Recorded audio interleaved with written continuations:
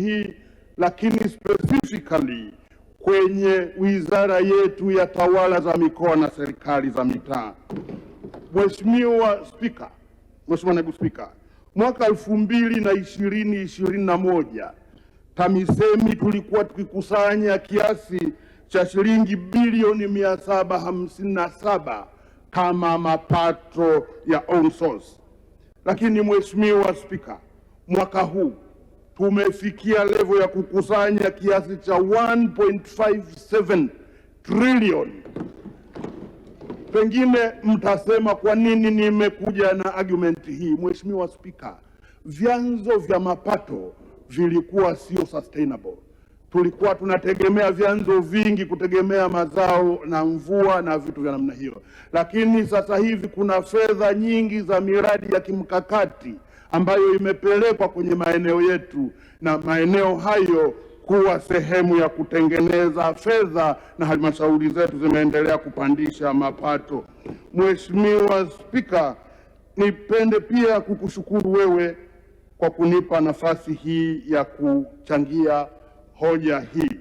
Niwapongeze sana na kuwapa kongole viongozi wenzetu, Mheshimiwa mawaziri na timu zao, kwa kuleta hotuba zao nzuri, hotuba ya bajeti, lakini pia hotuba nzuri ya mpango na bajeti kwa mwaka 2026-2027. Mheshimiwa Spika, bajeti hii ni ya kwanza ya utekelezaji wa dira ya 2050, ni bajeti ya kwanza ya utekelezaji wa ilani ya uchaguzi wa Chama cha Mapinduzi, ni bajeti ya kwanza ya utekelezaji wa mpango wa 4 wa maendeleo ya taifa. Hivyo tunawapongeza sana kwa kazi nzuri ambayo imekwisha kufanyika.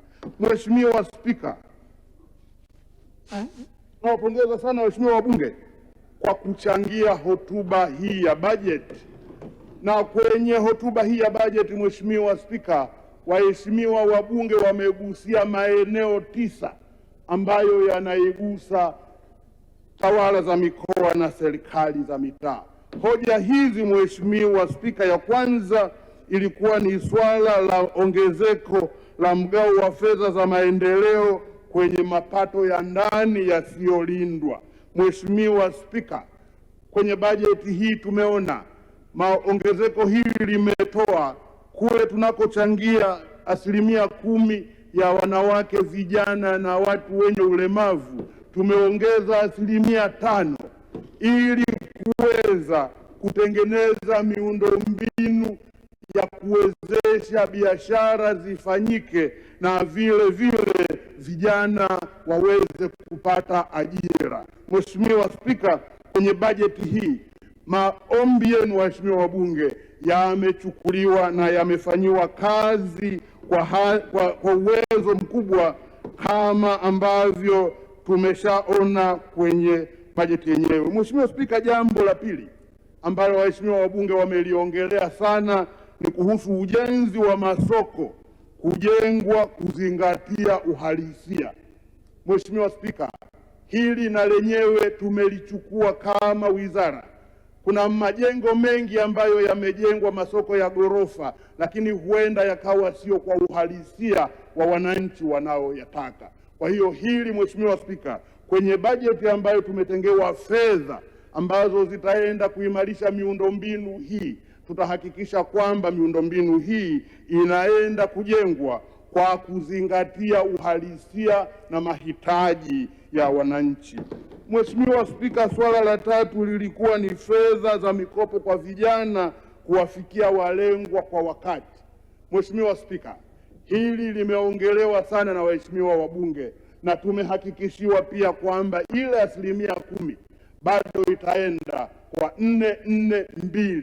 Tutahakikisha kwamba ile 4% ya vijana itafika kwa wakati, na tuko kwenye mazungumzo mazuri na wenzetu wa ofisi ya Rais wanaoshughulikia vijana kuona ni namna gani bora vijana hawa wanaweza kuaccess fedha hii bila mitikisiko, bila tatizo, na nadhani tutakuja na formula nzuri ya namna ambavyo tunaweza kushughulikia swala hili.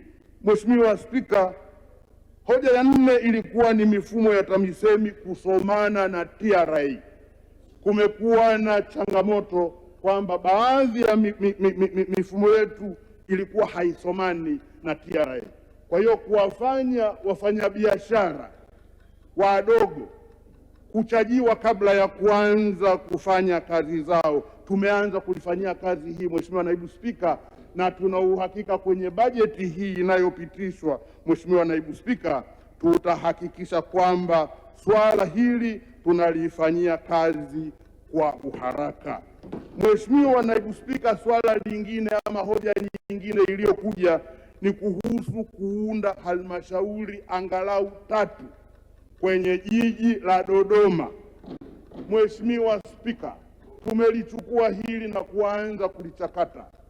Mheshimiwa Naibu Spika, swala hili lina ugumu kidogo.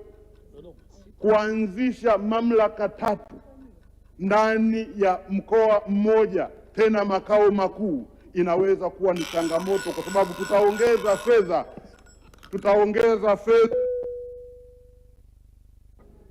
tutaongeza fedha Mheshimiwa Spika, ya utawala. Kwa hiyo tulichokiona Mheshimiwa Spika, kwa sababu jiji la Dodoma lina namna ya kwake, muundo wake, tutaimarisha watumishi na kupata watumishi ambao wanaweza kufanya kazi hizi kwa muda huu, kuona namna tunavyoweza kulifanyia kazi.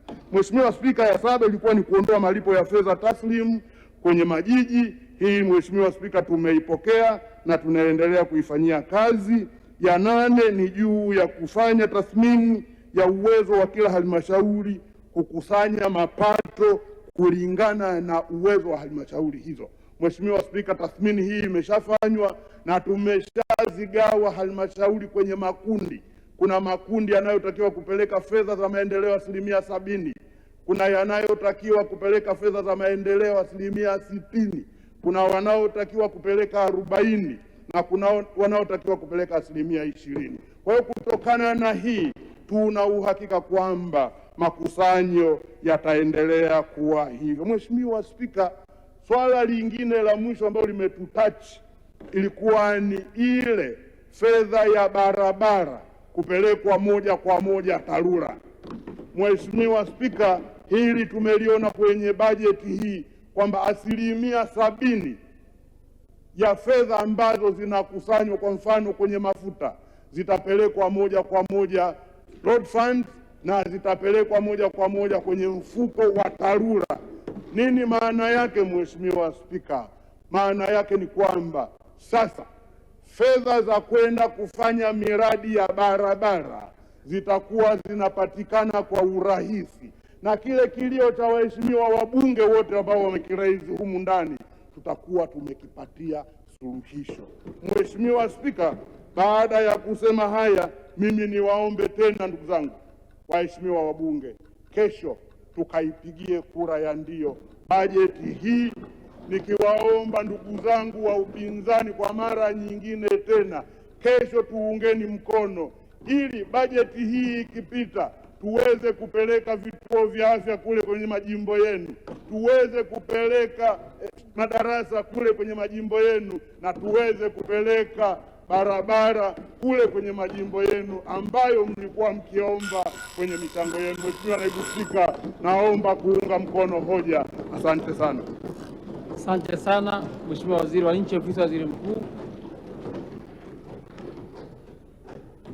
Nimwita Mheshimiwa Naibu Waziri Ofisi ya Rais, Mipango na Uwekezaji, atafuatana na Mheshimiwa Naibu Waziri wa Fedha Deogratias Lusetula na Mheshimiwa Naibu Waziri wa Fedha Mshamu Ali Munde atahitimisha. Mheshimiwa Naibu Spika,